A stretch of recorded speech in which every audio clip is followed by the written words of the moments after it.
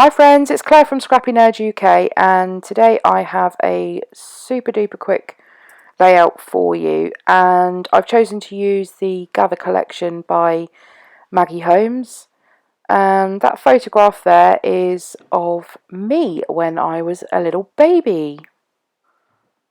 So I started sorting through the papers that I was going to use, and this is just the collection of 12 by 12 papers that I have from the kit.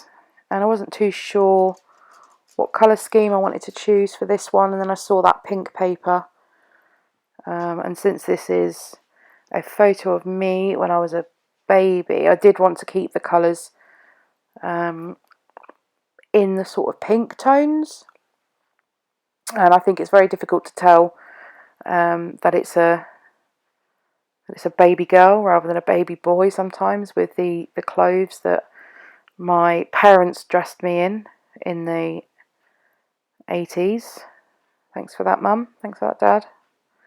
So I'm first off just backing this photograph with some white card. I do like the white border around the photo, and I cut this photo down. I don't like to cut down any original photos. However, my parents, for my 21st birthday, they got a whole load of old photographs and pinned them all up on a board, and so there was loads of pin marks through the photos.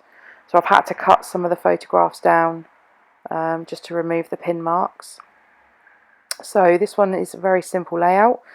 So this is I think it was a 6-inch that I cut, 6 or 7-inch strip, and I just tore the edge off the bottom. And this was a 2-inch, I think 2-inch by 2 by 12-inch strip. And I'm just going to use that across the middle of the page. Let's get my ATG to stick that down as well.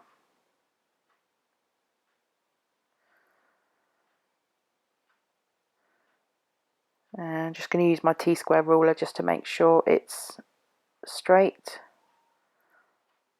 and centered. That's the OCD in me. And just put in a line of tape in the middle of that, so if I want to tuck something above it or below it, then it's easy enough to do. I like to use different textures on my layout, so just getting some ribbon here and using some tape runner along the bottom just to stick that bit of ribbon down. So I just run it parallel to that strip of paper, and then I just flip it over and use some just some washi tape to stick the ends down to stop it from coming up.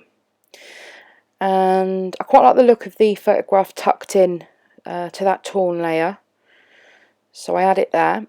And next I'm going to work on my layers. So I just grab out the 6x6 pad, and I try and use as many of the offcuts as possible. So I've gone with this pink, it's got a distressed look to it, this pink distressed paper. So I'm going to use that for my first layer. And don't forget, they don't have to be full layers.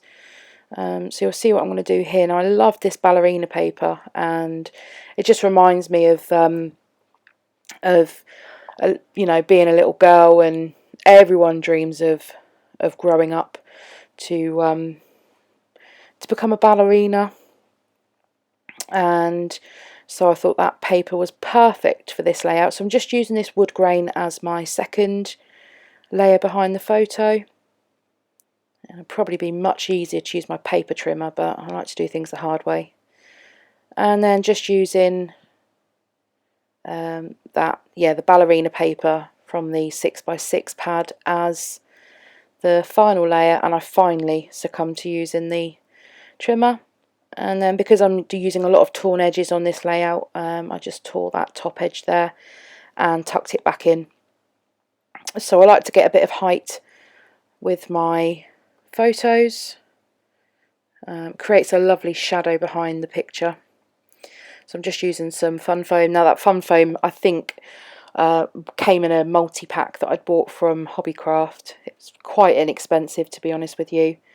and I decided in the end, because I was using the fun foam, I wasn't going to stick it behind the torn paper layer underneath it, because it was just going to lift that paper layer up and it looked a bit odd, so I didn't go down that route. So here I'm just fixing my title. Now on this one, this I did for a challenge over on Mind the Scrap, which is a UK scrapbooking Facebook group. But I think anyone's welcome to join, even though I said UK. They're just based in the UK. And we've been doing some summer scrapping challenges, so each week a different team has been setting different challenges. And this week it was, it's almost like a grab 5 challenge, but it also includes different things like, for instance, this one was song title song title for a title. And so there's a song called Babyface. I had to Google that to find that out. But there is a song called Babyface, so that was my song title as my title for this layout. So first I did pick up that ballerina chipboard piece, and then it looked out of place. It was too square. So I pulled that off and I added that chipboard bow instead, which works a lot better. So on to the clustering part of the layout. So this ballerina here, I used the stamps from the collection, and I'd already pre-stamped this for another layout anyway, which I didn't get around to using. So I've just fussy cut the ballerina out, and it's going to form part of a cluster up there, which I've already put that chipboard wreath around. And I've decided on that ephemera piece there, and also the acetate ballerina as well. I think makes it onto the layout. And so this one here, so one of the grab 5 items was to use frames on your layout. So this ephemera piece that's from the ephemera pack started life as a full square piece of ephemera with a sentiment in the middle, and I actually chopped out the sentiment from the middle to make it into a frame, and that fit the brief of the challenge for that week. I was going to use a chipboard frame, and none of them really seemed to match or that I was happy with. So this one here, I'm just going to back with some vellum because I want to build the layers up on top of the frame, but I wanted to sort of mute the bright pink paper behind it, so you can see the effect that that's given. And then what I'm going to do is I'm going to layer that sentiment piece from the middle of the original piece of ephemera. I'm going to include that again. So don't be scared to cut up your pieces of ephemera and sort of place them back together in a different order. So that is exactly what's happening here on this layout. And I'm not too sure where I've disappeared to. Oh, there I am. So I'm just going to stick it down. So there's me fighting with my ATG. Usual story, back to the little tape runner. And yeah, just using this, trying to decide which way round I want the frame to go. I'm happier with that. Peeling off that pesky plastic cover on the acetate pieces. And because it's black, you don't really notice the tape runner that I've sort of stuck to the back of it to adhere it down. And then I wanted some height on this sentiment, so I just popped some double-sided foam tape on it and pop it on there. And then I'll just stick in that little ballerina down and actually committing to that.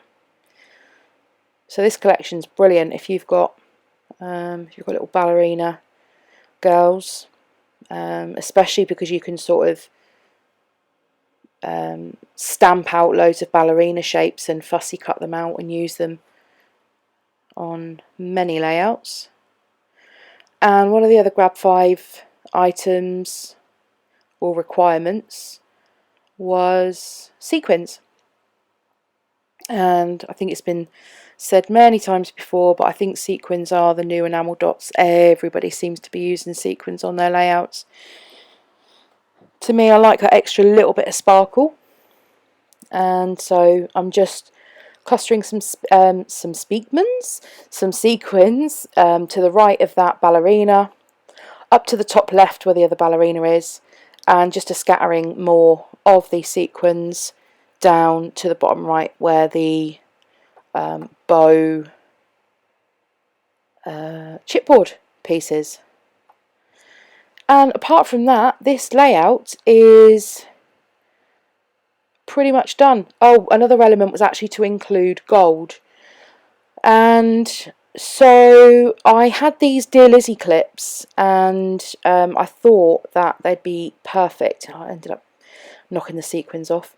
I thought it'd be perfect to just slide one of those along the top of the photo, and I was super happy with how this finished. So thank you all very much for watching. If you haven't already done so, then I'd love you to subscribe, and the button's going to appear any second, and I'll see you all next time. Bye!